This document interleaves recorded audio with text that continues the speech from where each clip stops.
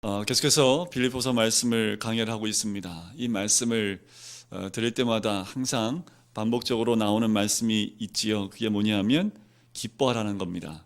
오늘 이 말씀 가운데 첫 절에도 또 얘기가 나오지요. 주 안에서 기뻐하라라고 권면을 합니다. 빌립보서가 4장밖에 안 되어 있지만 기뻐하라라는 말을 19번이나 반복하고 있지요. 그래서 이 서신을 무슨 서신이라고 얘기했다고 했습니까? 기쁨의 서신이라는 거지요. 빌립보서를 읽으면 어떻게 돼요? 그냥 이렇게 미소가 지어지는 서신. 빌립보서를 읽는데 무거워요. 그럼 이게 아니에요. 이거는 빌립보서를 읽을 때 어떻게 돼요? 마음이? 그래서 마음이 울적하면 무슨 말씀을 읽으시면 될까요? 빌립보서 말씀을 읽으면요, 마음이 환해져요. 얼굴이 빛이 나고. 아멘 하실 줄 알았는데. 네. 자, 1장과 2장을 통해서도 계속 기뻐하라라고 계속 이야기를 합니다. 그런데 오늘 3장에서 또 나와요. 그리고 4장에서도 이 주제가 반복돼서 나온다라는 거지요.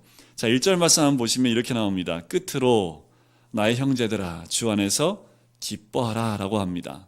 자, 끝으로 나오니까 이게 끝날 것 같지요. 그죠? 이제 모든 것을 끝내는 결론의 말씀인 것처럼 이야기하고 있는데 아직 몇 장이 남았어요?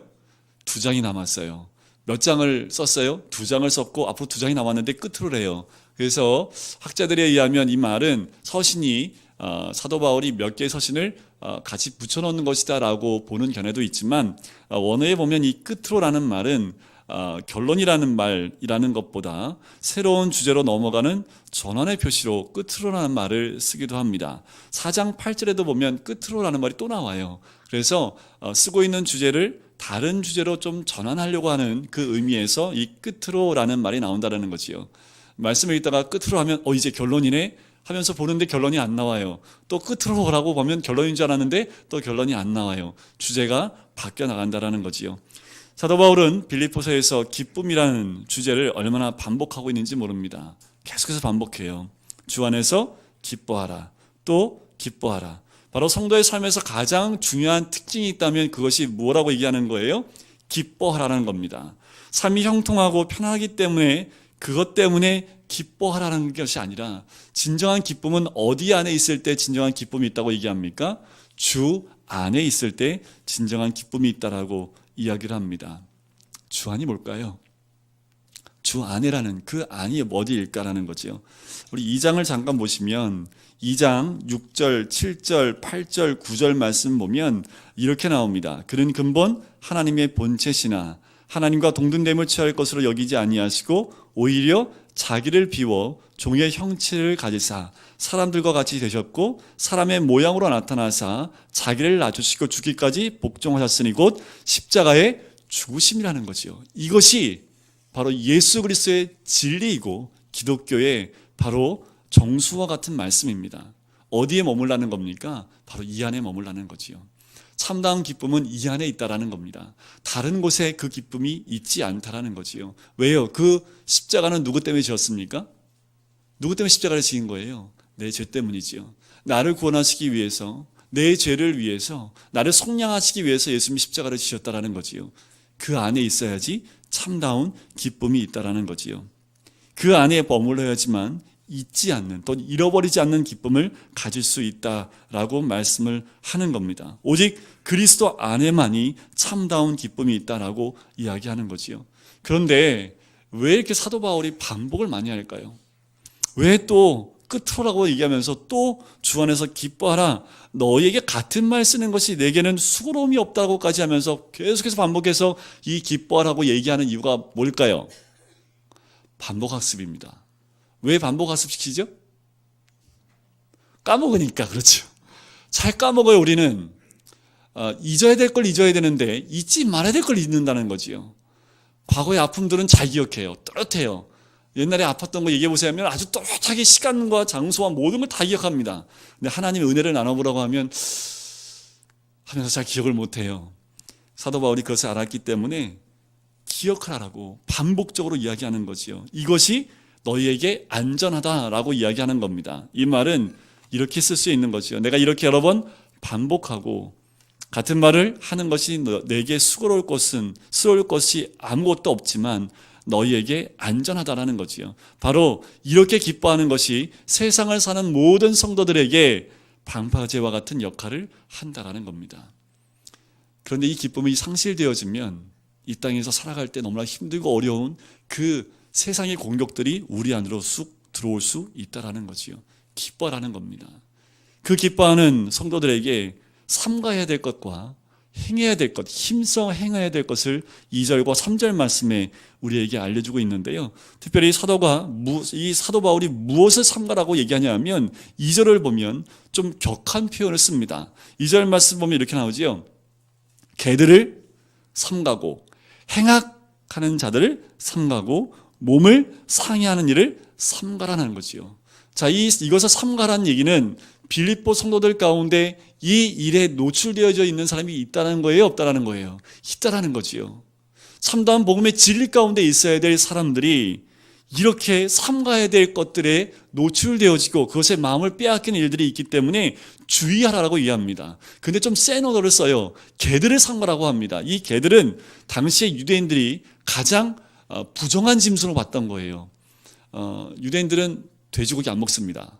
부정하기 때문에 그 돼지와 똑같은 취급을 하는 것이 이 개들입니다. 그래서 유대인들이 항상 외출할 때 막대기를 하나씩 들고 다닌대요. 왜냐하면 개를 처리를 어떻게 못하니까 개들이 때로 몰려다니는 거예요. 그러니까 사람들한테 먹을 거를 달라고 달려들면 막대기로 툭툭 친대요. 그래서 항상 유대 랍비들은, 바리새인들은 항상 막대기를 호신용 하나씩 갖고 다녔다고 해요. 그런데 유대인들이 누구를 향해서 이 개들이라고 표현을 했냐면 이방인들을 향해서 이렇게 썼습니다. 왜냐하면 그들은 말씀이 없거든요. 유대인들은 말씀에 순종했고 말씀으로 거룩하고 구별된 삶이 무엇인지 알았기 때문에, 그렇기 때문에 자신들은 이방인과 다르다고 얘기했고 이 이방인들은 말씀이 없기 때문에 개들과 같다라고 얘기를 하는 겁니다. 그런데 이 유대주의적 율법주의자들, 바로 이 유대인들, 율법주의에 가득 찬 이 유대인들을 향해서 사도 바울이 개들과 같다라고 얘기하는 거지요. 왜냐하면 그들은 개처럼 거짓으로 몰래 교회에 들어와서 복음의 진리를 무너뜨리고 있기 때문에 그렇습니다. 바로 그들을 또 뭐라고 얘기하냐면 행악하는 자들이라고 얘기하는 거예요. 악을 행하는 자들이라고 얘기하는 거지요. 무엇이 악입니까? 복음의 진리를 흩어버리는 거지요. 복음의 진리 안에 들어가지 못하도록 진리 밖으로 성도들을 끄집어내는 그 유대인들, 율법주의자들, 그들이 행악하는 자들이다라고 얘기하는 거지요. 또한 무엇을 삼가라고 합니까? 몸을 상해하는 일을 삼가라라고 얘기합니다. 이게 할례주의입니다. 유대인들이 뭐라고 얘기했냐면 너들이 예수를 믿음으로 하나님 백성 됐다고 그런 말이 어디 있냐. 말씀해 보면 할례를 받아야지 하나님 백성 되는 증거야, 징표야. 아브라함이 우리에게 줬던 이 징표, 이것을 몸에 지녀야지 진정한 하나님 백성으로 구원받을 수 있는 거야 라고 이 백성들을, 특별히 빌립보 교회 성도들을 이렇게 회유하고 자꾸만 복음에서 끄집어내는 거지요. 그런데 사도 바울이 이 할례를 뭐와 같다고 얘기하는 거예요? 몸을 상해하는 일과 같다라고 얘기하는 거지요. 이 말은 무엇이냐 하면 살을 잘라내는 할례를 주장하는 그 사람들, 그들을 주의해야 되는데, 왜냐하면 할례의 의미가 상실된 것은 단지 율법에 몸에 칼을 대고 살을 베는 것을 금지하는 법이 있습니다. 그와 똑같다는 거예요. 그들이 하나님 백성의 증표로 삼고 있는 이 할례가 살을 베는 것과 똑같다라는 거지요. 그래서 몸을 상해하는 일을 삼가라라고 이야기하는 거지요. 그럼 이게 지금 시대를 거쳐서 우리에게 어떤 말씀입니까? 무엇을 삼가라는 겁니까? 우리는 어떤 것을 삼가해야 될까요? 이런 것과 같아요. 유대인들한테 가장 익숙한 게 뭘까요? 율법이고 할례입니다. 이들 가운데 율법과 할례가 없으면 이들의 존재 자체가 다 무너져 버려요. 이들의 삶의 중심은 뭐가 있습니까? 율법과 할례입니다. 이게 삶의 형식이고 삶의 이것을 빼면 이들은 살아갈 수 없는 거지요. 그렇다면 지금 우리가 신앙생활 가운데 이거 없으면 못 살아 하는 게 있을까요? 너무나 익숙하기 때문에 우리가 믿음 생활을 하고 신앙생활을 하는데 너무나 익숙해서 그냥 그것이 믿음인 양 그렇게 형식적인 것에 우리의 마음을 빼앗긴 것은 있지 않으십니까? 진짜 하나님 원하시는 것이 무엇일까요? 우리의 중심입니다. 이렇게 질문을 하셔야 됩니다. 우리 진짜 중심의 변화가 있느냐는 거지요. 예수 그리스도를 믿고 복음의 진리가 우리 안에 들어와서 내 중심에 변화가 있냐는 거지요. 중심의 변화가 우리의 입술과 귀를 통해서 나타나고 있는지 한번 점검해 보실 필요가 있는 거지요. 본질이 아닌 외적 기준으로 자신을 바라보는 어리석은 일을 삼가라고 얘기합니다. 우리가 예배를 사모해야 되는 것 맞아요. 그런데 때로는 이것이 신앙생활의 기준인 것처럼 그렇게 잣대를 대면 안 된다는 거지요. 옛날에 어떤 한 여자 권사님이 마음에 응어리신 것을 한번 나누신 적이 있어요. 연세가 많으신 분인데 70년대에 아마도 이게 금호동 비슷한 동네였던 것 같아요. 왜냐하면 70년대에는 주로 연료가 뭐였습니까? 연탄이었잖아요. 이 권사님이 옛날에 40대, 50대 초반 때 교회에서 어떤 역할을 감당했냐면 여전도 회장이었어요. 그 여전도 회장은 항상 옛날에는 한복을 매 주일마다 입었죠, 그죠? 입고 항상 뭐 하는 거예요? 이 주보 들고 항상 그걸 했거든요. 근데 이분도 이제 일찍 나와서 30분 전에 도착할 일찍 나왔어요. 그래서 한복 입고 가는데 이 금호동 보면 이런 데가 있지요. 근데 한 분이 어떤 분이냐면 연탄을 끌고 가는 연탄 배달하신 분이 있는데 연탄을 가득 세웠는데 채웠고 올라가는데 앞으로 못 나가는 거예요. 오르막길에 앞으로 못 나가고 딱 서 있으면 어떻게 되는 겁니까?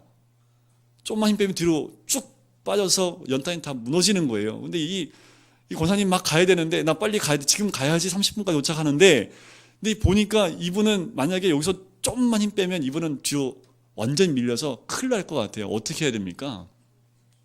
밀어줘야지. 한복 입고 그걸 옷 꼭대기까지 다 밀고 간 거예요. 결국 어떻게 됐을까? 교회는 늦었지요. 옷은요 다 시커매졌지요. 그렇게 교회 도착했더니 사람들이 어떻게 볼까요? 그렇게 본 거예요. 자, 우리가 이런 누를 범할 수 있다라는 거지요. 이 권사님은 너무 가슴이 아픈 거예요.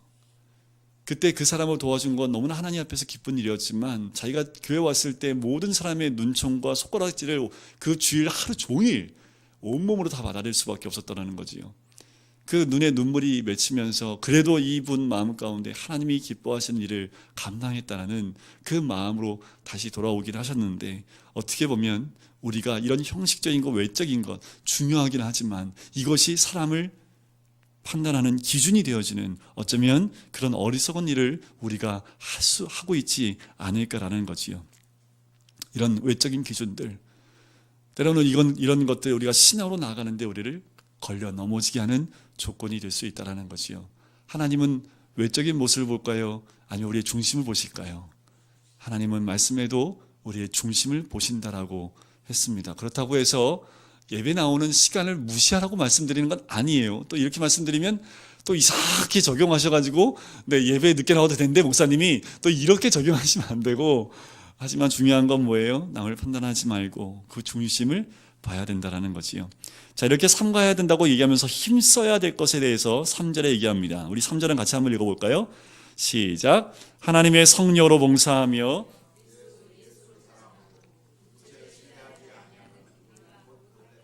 자, 진정한 할례파, 참 할례파가 누구냐 하면 하나님의 성령으로 봉사하도록 힘쓰고 자기 육체를 자랑하거나 신뢰하지 않고 오직 그리스도만 자랑하는 그 사람들이야말로 진짜 할례를 아는 사람들이고 진짜 예수를 믿는 성도들이다. 그것에 더욱 힘써야 된다라고 얘기하는 거지요. 여기서 봉사하다라는 그 말은요, 원어에 보면 예배하다라는 말입니다. 자, 예배를 어떻게 하라는 거예요? 성령으로 예배하고 성령으로 봉사하는 것을 더욱 힘써야 된다라고 이야기하는 겁니다. 자, 그럼 성령으로 봉사하고 성령으로 예배한다는 말이 무엇일까? 그 말은 성령이 내 안에 들어오면 우리가 어떻게 될까요? 예수 그리스도를 믿는 그 다음에 우리 안에 성령이 내 안에 들어오시고 저장하고 계시잖아요. 그죠? 성령이 내 안에 들어오면 우리 안에 어떤 증상이 일어나는지 아시죠? 자, 알려드릴게요. 성령이 내 안에 들어오시면요, 미쳐버립니다. 일단 이건 좋은 의미이기도 하고 나쁜 의미도 하죠. 주를 향해서 미치기도 하지만 왜 성령이 들어오면 내 안에서 미쳐버리게 되냐 하면 내 안에 육체의 정욕을 따라가는 내 마음과 성령이 부딪히기 때문에 내 안에서 하나님만 온전히 섬기고 하나님만 예배해야 될 내 가슴 안에, 내 심령 안에 뭐가 있어요? 육체의 소욕을 따라가는 그 심령이 있다라는 거지요. 성령이 들어오면 이 싸움이 내 안에서 일어나는 거지요. 성령이 내 안을 완전히 지배하기 시작을 하면 내 안에서 그 속이 다 사라질 텐데 우리 안에 수시로 이런 정욕들이 올라와서 나를 붙잡고 있다는 거지요. 하나님을 선택하고 하나님 믿는 백성으로 하나님 것을 선택하며 나가야 될 백성들인데 그렇지 않다라는 거지요. 그래서 사도 바울이 얘기하는 거예요. 하나님의 성령으로 봉사하며 하나님의 성령으로 예배해야 된다라고 이야기하는 거지요. 요한복음 4장 24절 말씀에 하나님 영이시니 예배하는 자가 영과 진리로 예배할지니라 라고 얘기하는 거지요. 성령의 감동과 하나님의 도우심을 의지하라는 겁니다. 성령이 내 안에 들어올 때마다 성령님은 내 안에 있는 죄를 바라보게 하시는 거지요. 성령이 내 안에 들어오면 내 안에 하나님이 기뻐하지 않는 것과 충돌합니다. 이것이 당연한 겁니다. 하나님 임재 앞에 나가려면요, 이게 없어지지 않으면 나갈 수 없어요. 그래서 여러분들 레위기에 보면 레위기 1장부터 7장까지 무슨 내용이 나오는지 아세요? 제사법이 나와요. 그리고 난 다음에 레위 제사장들의 위임식이 나옵니다. 이게 왜 나올까요? 하나님 성전 안으로 들어오고 하나님의 임재 안으로 들어오기 전에 먼저 모든 죄를 처리하고 들어오라는 겁니다. 안 그러면 죽어요.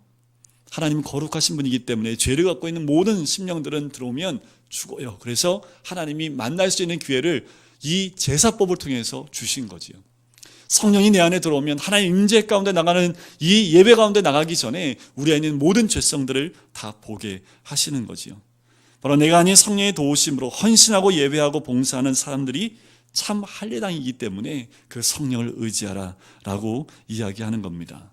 또한 이렇게 예배드리는 사람들의 특징이 무엇이냐 하면 성령에 충만하잖아요. 그러면 이분들은 뭘 자랑할까요? 오늘 말씀 보니까 자, 육체를 자랑해요? 아니요. 예수 그리스도만 자랑하는 사람이 된다는 거지요. 참다운 예배 가운데 나가는 심령들은 예수님 한 분이면 좋게요. 예수님 한 분만 사랑하고요. 예수님만 자랑합니다. 그럼 우리 뭘 자랑하고 있을까요? 여러분들 자랑하고 싶은 거 있으세요? 있잖아요. 그죠? 예수님 말고도 많으시죠? 입이 근질근질하신 거 있으시잖아요. 그죠? 목사님 저한테 와서 자랑하면 안 될 것 같으니까 못 하시는 거 있으시지요? 솔직히 저도 있지요. 육체를 신뢰하지 말라고 했는데 우리 안에 육체를 신뢰할 만한 것들을 우리 안에 가지고 있다는 겁니다. 육체가 뭘까요? 그것은 바로 세상의 삶의 방식으로 살아가는 모습들입니다. 세상의 가치관으로, 세상에서 말하는 그런 삶의 방식으로 자기의 뜻을 따라 살아가는 것, 그게 바로 육체를 신뢰하는 모습이지요. 우리 자녀를 키울 때 어떻게 키워야 됩니까? 하나님 말씀을 키워야 되는 거 다 알아요. 그런데 말씀은 좀 커서 배우고 공부할 때는 일단 공부만 해. 대학 들어가면 교회 나가면 돼 라고 말하면 그 아이는 죽어요. 왜요? 그 아이에게 이미 세상이 들어가 있기 때문에 하나님 말씀이 들어갈 수 없습니다. 성도가 힘써야 할 것은 육체를 신뢰하지 않는 거지요. 세상은 우리에게 끊임없이 이렇게 가르쳐 줍니다. 외모가 아름다워야 돼. 그래서 요새 남자들도 성형을 한대잖아요. 그죠? 눈이 조금 이렇게 찢어져 있으면 너무 무섭게 보여서 이게 면접 볼 때 떨어진다고 눈을 좀 크게 하는, 그래서 안쪽을 찢는다고 하더라고요. 남자들도 코를 세우고요. 왜요? 인상이 좋아야지 취업이 잘 된다고 해서 요새는 외모 지상주의가 되고 있지요. 근데 여자와 남자와 상관없이 외모가 중요하다라고 끊임없이 우리에게 얘기합니다. 학벌에 대해서 얘기하지요. 돈과 성공에 대해서 얘기합니다. 지위와 신분에 대한 끝없는 그 신화를 우리에게 신뢰하라고 세상은 우리에게 이야기합니다. 그런 것들을 신뢰하지 않고 예수를 자랑하는 것, 그리고 예수를 신뢰하는 것, 그리고 의지하는 것, 그런 사람이 진정한 주님 안에서 기쁨을 누리게 될 줄 믿습니다. 이 세상과 육체를 신뢰하는 것은 쉬워요. 그지요? 너무 쉬워요. 그거 따라가는 거. 그런데 주님만 자랑하고 주님을 즐거워하고 그분만 신뢰하는 거 참 어렵습니다. 결단하지 않으면 자랑할 수가 없어요. 그만큼 세상의 가치관이 우리 안에 쑥 들어와 있다는 거지요. 그래서 사도 바울이 어떻게 해요? 힘써 행하라고 하는 거예요.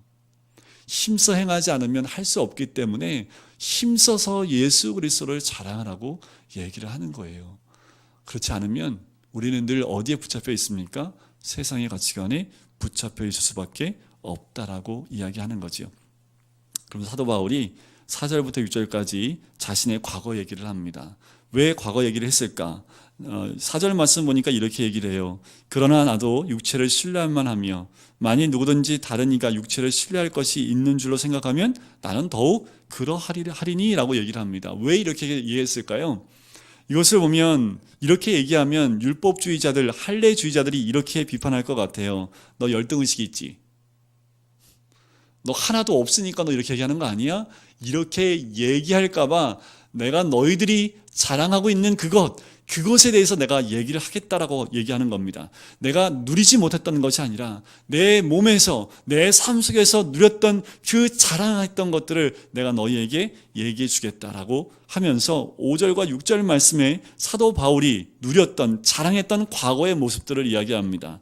나는 8일 만에 뭘 받았다고요? 할례를 받고 이스라엘 족속이요 베냐민 지파요 히브리인 중에 히브리인이요 율법으로는 바리새인이요. 자, 두 가지를 자랑을 합니다. 자기가 자랑했던 것 두 가지인데 하나는 부모로부터 물려받은 거고요. 하나는 어떤 겁니까? 자신의 업적입니다. 자신이 열심히 해서 얻은 것, 그 업적 두 가지에 대해서 얘기를 해요. 부모를 통해서 받은 건 무엇입니까? 할례 받았다는 거죠. 이 8일 만에 할례 받았다는 것은 무엇을 의미하냐면 정식으로 유대인의 율법과 규례에 의해서 양육되었다는 것을 의미합니다. 또한 8일 만에 할례를 받았다는 것은 아브라함의 그 법을 따라서 아브라함의 자손이 됐다는 것을 의미하는 거지요. 바로 참 유대인, 출신 선문산 정통 유대인으로 세워져 있는 사람이라고 자기 자신을 소개하는 겁니다. 또 이스라엘 족속이며 베냐민 지파의 정통성을 가지고 태어났다고 얘기하는 거예요. 베냐민은 야곱의 12번째 아들입니다.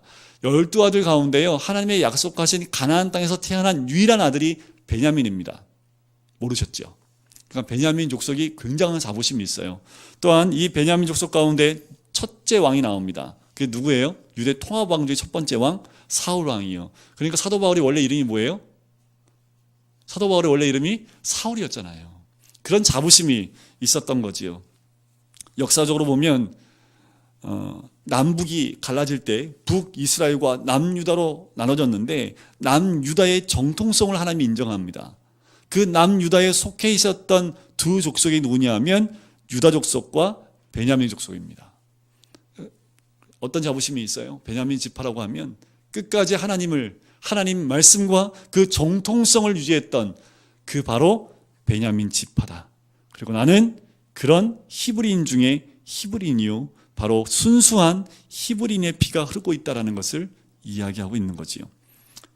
그런데 또 5절 말씀 끝에 보면 율법으로는 누구래요? 바리새인이라고 얘기합니다. 이 바리새인은요 철저하게 율법을 지키는 굉장히 엄숙한 종파였습니다. 당시에 이 바리새파라고 하면 분리주의자라고 보통 얘기를 해요. 당시에 몇 명이 있었냐면 총 4,000명에서 6,000명밖에 없었어요. 당시에도. 이 바리새인으로 지목되고 당신 바리새인입니다 라고 분리됐던 사람은요 통합해도 많아 6,000명밖에 안 돼요. 그러니까 바리새인이 된다는 것 그렇게 쉽지 않습니다. 평생 이들이 토라로 지켰던 율법이 613가지 조항이 있습니다. 이걸 지켜야 돼요.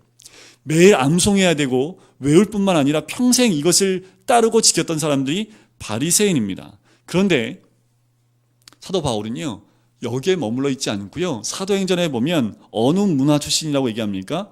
가말리엘 문화라고 합니다. 이때 당시에 가말리엘 문화는요 바리새인들 중에도 아무나 들어갈 수 있는 곳이 아니에요. 지금에 말하면 어느 정도 우리나라는 서울대밖에 없겠다, 그죠? 서울대, 미국에 가면 예일대 이런 식으로 아무나 들어갈 수 없는 검증된 사람들, 이곳에 들어가면 어떤 직책을 줄 수 있냐면 율법 교사, 바로 바리새인 중에서 랍비라고 칭하는 그 위치에 올라갈 수 있는 사람이 바로 이 바리새인, 그리고 사도 바울이 이 위치에 있었다라는 거지요. 사도 바울이 얼마나 또 열심히 있었냐면요 열심으로는 교회를 박해했다라는 거지요. 그 열심은 특심했습니다. 그래서 그리스도인들을 다 잡아서 죽이려고 했던 사람이 이 사도 바울이었다라는 거지요. 또한 사도 바울은 어떤 사람이었냐 하면 6절 맨 끝에 보니까 율법의 의로는 흠이 없는 자라. 자, 이럴 수 있어요. 바리새인일 수 있습니다. 그런데 율법이 흠이 없는 사람은 흔치 않아요. 그 말은 사도 바울은 늘 뭐만 지키는 사람이에요? 철저하게 그 율법을 단 한 가지도 안 지키지 않고 다 지키려고 했던 사람. 굉장히 그러니까 이런 거죠.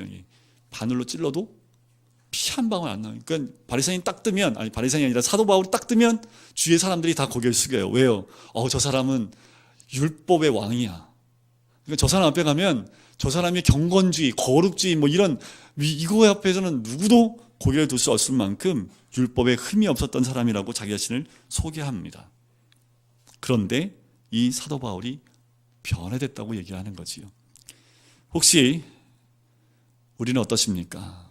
우리가 자랑하는 것들이 혹시 이 안에 있지 않아요? 사도 바울이 과거에 가졌던 그 많은 것들, 가문, 혈통, 학문, 학벌, 그 모든 것들, 그런데 이 모든 걸 다 누려봤는데 7절 말씀을 같이 읽어보실까요? 7절 말씀입니다. 시작. 그러나 무엇이든지 내게 유익하다는 것을 내가 그리스도를 위하여 다 해로 여길 뿐더러. 여기 그러나를요 빨간색으로 동그라미를 많이 치셔야 됩니다. 굉장히 중요합니다. 이 그러나를 통해서 앞과 뒤가 나눠져요. 전에는 내가 이랬지만 그러나 예수 그리스도를 만난 이후로 나는 이런 사람이 되었다라고 하는 거예요. 그러나 예수 그리스도를 만나고 인격적인 만남을 한 다음에 무엇인지 내가 유익하던 것을 다 뭐로 여겼어요? 해로 여길 뿐만 아니라 또 뭐로 여겨요? 배설물로 여겼다라고 이야기를 하는 겁니다. 그 모든 것이 어떤 거였을까요? 세상을 살아가는 방식 전부 그 모든 것이지요. 바로 가문에 대한 자랑, 혈통에 대한 자랑, 도덕적이고 윤리적으로 깨끗한 것에 대한 자랑, 학문에 대한 자랑, 존경받는 많은 사람들로부터의 인정에 대한 자랑, 이 모든 삶의 방식들, 나를 지배했던 그 모든 것들, 예수 그리스도를 믿고 난 다음에 이 모든 것들을 다 뭐로 여겼어요? 해로 여겼다고 얘기하는 겁니다. 바로 우리 삶 가운데 이 그러나가 있어야 되지요. 그런데 이런 경우가 있어요. 그러나를 가운데 놔두고 앞으로 갔다 뒤로 갔다. 뒤로 와긴 왔는데 앞에 또 이렇게 그리워가지고 앞으로 살짝 갔다가 또 그러나 뒤로 살짝 왔다 이러시면 안 돼요. 그런데 왜 이 말씀을 드리냐 하면 앞에 있는 것이 다 백해무익하고 다 죄야 이게 아니라는 거예요. 사도 바울이 이게 다 죄라고 말하는 게 아닙니다. 이것이 다 필요하긴 해요. 그런데 왜 이걸 해로 여겼냐 하면 그리스도를 아는 지식보다 앞서갈까 봐 그런 거예요. 나에게는 예수 그리스도를 아는 지식이 가장 소중한데 이런 것들이 예수 그리스도보다 더 앞설까 봐 이 모든 것을 그냥 배설물로 버려버리겠다고 얘기하는 거예요. 이게 악이라고 얘기하는 것이 아닙니다. 우리 삶에 이것이 왜 필요 없겠어요? 우리 삶을 살아가는데 필요하지요. 그런데 이것이 그리스도보다 우리 삶 가운데 앞설 수 있지요. 그러면 사도 바울은 이거 다 버려버리겠다라는 거예요. 여러분들 어떠십니까? 저 또한 그러나 앞으로 갈 때가 있어요. 우리는 그러나 뒤에 있어야 되는데 늘 그러나 뒤에 있어서 예수 그리스도 한 분만으로 자랑하고 예수 그리스도 그분을 아는 지식을 더 추구하고 더 말씀을 연구하고 그 예수 그리스도를 말씀 가운데 더 만나는 그 자리 가운데 나가야 되는데 그런데 때로는 그러나 앞으로 살짝 넘어가서 그 앞에 것들을 또 누리는 삶 가운데 우리가 들어갈 수 있다는 거지요. 사도 바울은 그걸 원치 않았어요. 사도 바울이 가지고 있었던 모든 것, 자기의 모든 도덕성, 자기의 모든 것, 자기가 누렸던 모든 것들을 바로 예수 그리스도를 만나는 그 순간에 다 내려놓게 됐다라는 거지요. 삶의 변화의 시작은 인식과 가치의 전환에서부터 시작하는 겁니다. 바로 사도 바울은요, 예수를 만난 다음에 가치관이 바뀌었어요. 그의 사고가 바뀌었습니다. 여러분들 예수님 만나면 가치관이 바뀌어요. 세상 것 하나도 중요하지 않아요. 그게 없어야 되는데, 그러니까 제가 다시 또 말씀드리는데, 그게 죄가 아니라는 거예요.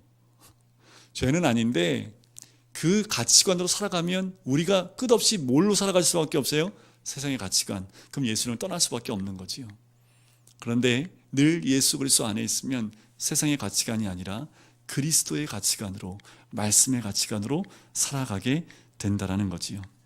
예수를 우리 삶의 구주로 만나니까, 예수님을 인격적으로 만나고 나니까 삶에서 가장 중요한 변화가 일어나게 되는 거지요. 가치의 변화, 바라보는 눈의 변화, 이 땅을 살아가는 관점의 변화가 일어나게 된다는 거지요. 그래서 과거에 누렸던 그 모든 유익들이 이제는 다 유익하지 않다라고 얘기를 하는 거지요.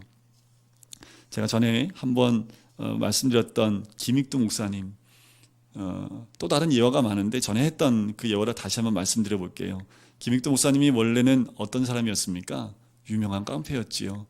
김익두 떴다 하면 다들 벌벌 떨 만큼 주목의 왕이었고 깡패의 두목이었습니다. 그런데 이 사람이 예수를 믿고 난 다음에 변화됐다고 얘기를 해요. 그래서 김익두 목사님이 스스로 김익두는 죽었다라고 소문을 내기 시작합니다. 그래서 시장에서 잔치가 벌어졌대요. 김익두 죽었다고 프랜카드 걸어놓고 드디어 죽었다 하면서 김익두 죽었다고 프랜카드를 걸어놨는데 웬걸 그 다음날 김익두 목사님이 검은색 책을 하나 옆에 딱 끼고 걸어 나오는 거예요. 그 사람들이 기절초풍하는 거지요. 프랜카드 다 띄고 막 난리가 난 거예요. 그런데 어떤 사람이 뭘 들었냐면 이 사람이 예수 믿고 목사 됐대 이런 말을 듣고 어떻게 했냐면 꾸정물을 가는데 얼굴에다 확 부어버렸대요. 그랬더니 물을 툭툭 털면서 이렇게 얘기했대잖아요. 예수는 내가 믿고 복은 네가 받았구나 라고 얘기했대잖아요. 옛날 같았으면 죽었을 텐데 예수는 내가 믿었는데 복은 네가 누린다고. 진정한 변화는 내면부터 시작해서 겉으로 드러나게 된다는 거지요. 우리 삶 가운데 내면의 변화가 일어나면 우리가 누렸던 것, 내가 가졌던 것 아무 소용이 없는 겁니다. 그래서 이 사도 바울의 영성을 이렇게 얘기할 수 있어요. 비움의 영성이라고. 다 비워버립니다. 자기가 누렸던 거 다 비워버려요. 자기가 가지고 있던 거 다 비워버립니다. 왜요? 예수 그리스도로 채워야 되기 때문에 그것이 채워져 있으면 채울 수가 없는 거지요. 다 비워버리는 거지요. 사도 바울은 비움의 기쁨이 무엇인지 알았습니다. 그래서 모든 것을 다 배설물로 여긴다라고 이야기를 했던 거지요. 이것은 바로 예수님이 알려주신 제자도와 같아요. 누구든지 나를 따라오려거든 자기를 부인하고 자기 십자가를 지고 나를 따를 것이니라 라고 말을 하지요. 자기가 온전히 부인되지 않으면 십자가의 길을 따라갈 수 없고 주님이 누리셨던 기쁨을 채울 수도 없는 것입니다. 바울이 비움의 기쁨을 체험하고 난 다음에 바로 이 체험의 기쁨으로 가득 차게 됩니다. 바울은 바로 비어있는 그 자리에 누구로 가득 채워요? 그리스도로 가득 채우는데 날마다 예수 그리스도를 만남을 통해서 그리스도를 아는 지식으로 채워나가기 시작을 합니다. 그러니까 바울이 다른 것에 기쁨을 누릴 수가 없어요. 왜요? 매일 예수 그리스도를 만나면서 어떻게 해요? 예수 그리스도를 아는 지식을 늘 채워나가니까 그 기쁨에 늘 살아갔던 사람이 사도 바울이지요. 바울의 관심은 오직 예수님뿐입니다. 예수님의 모든 것을 알고 경험하기를 원했습니다. 예수님의 고난에 참여하고 경험하기를 원했고 그분의 부활의 권능도 체험하기를 원했다라는 거지요. 그래서 10절과 11절 말씀에 보면 이렇게 얘기하는 거예요. 내가 그리스도와 그 부활의 권능과 그 고난에 참여함을 알고자 하여 그의 죽으심을 본받아 어떻게 해서든지 죽은 자 가운데에서 부활에 이르려고 한다라고 이야기하는 거지요. 바울은 한 마음 가지고 살았습니다. 오직 자신의 삶을 결단하고 예수님을 닮아가는 그 삶, 이런 거지요. 예수님의 사랑, 예수님의 의, 예수님의 뜻, 예수님의 명령, 예수님의 비전, 예수님의 눈물, 예수님의 관심을 자신의 것으로 삼았던 사람이 바로 사도 바울이라는 거지요. 그런데 어떠십니까? 우리는 무엇에 관심을 갖고 무엇과 하나 되기를 원하십니까? 사도 바울은 갈라디아서 2장 20절 말씀에 이렇게 얘기합니다. 내가 그리스도와 함께 십자가에 못 박혔나니 그런즉 이제는 내가 사는 것이 아니요 오직 내 안에 그리스도께서 사시는 것이라. 이제 내가 육체 가운데 사는 것은 나를 사랑하사 나를 위하여 자기 자신을 버리신 예수 그리스도, 바로 하나님 아들을 믿는 믿음 안에서 사는 것이라. 이제 자신은 없고요 그리스도만 남아있대요. 그것이 갈라디아서 2장 20절 통한 사도 바울의 고백입니다. 사도 바울은 이 세상 모든 것, 예수 그리스도를 만난 다음에 다 필요 없는 것, 다 가치 없는 배설물로 여기게 됐다라는 거지요. 한 사람만 소개하고 우리 같이 찬양하면 좋겠는데요. 한 사람이 있는데 어떤 사람이냐면 1931년에 미국 보험회사 세일즈맨으로 일하던 한 사람인데요. MBC 라디오 공개방송에서 노래할 수 있는 기회를 얻었다고 합니다. 1500명의 방청객과 청취자 앞에서 불렀던 노래가 가라모세였다고 해요.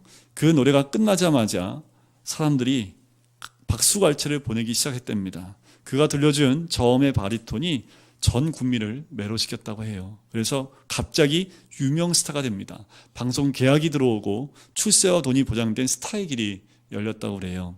그럼에도 불구하고 이 사람 마음에는 불안함과 두려움이 있었다고 합니다. 그는 머리 숙여 조용히 기도를 했는데 그때 그 어머니도 동일하게 기도를 했다고 합니다. 아들의 출세길이 눈앞에 보였지만 기도하는 어머니 마음에는 기쁨이 없었다고 그래요. 그래서 그 어머니는 사랑하는 아들이 앉는 책상 위에 조그만 쪽지 하나를 조용히 갖다 놓고 나가셨대요. 그리고 이 청년이 들어와서 자기의 책상 위에 있는 이 시를 하나 읽습니다. 이게 레알 F 밀러 부인이 쓴 성시인데요. 그 성시의 가사를 읽다가 이 청년이 뜨거운 눈물을 흘리기 시작하고 그 속에 멜로디를 붙여서 찬양을 만들게 됩니다. 그 찬양의 제목이 뭐냐 하면 주 예수보다 더 귀한 것은 없네. 이 세상 부귀와 바꿀 수 없네. 영죽을 내 대신 돌아가신 그 놀라운 사랑 잊지 못해. 세상 즐거움 다 버리고 세상 자랑 다 버렸네. 주 예수보다 더 귀한 것은 없네. 예수밖에는 없네. 이 찬양이 탄생된 배경이라고 합니다. 여러분들 어떠십니까? 우리 이 찬양을 같이 부르실 텐데요. 이 찬양 같이 들으시면서 우리 안에 주 예수보다 더 귀한 것이 없다라는 이 고백이 우리의 고백이 되었으면 좋겠습니다.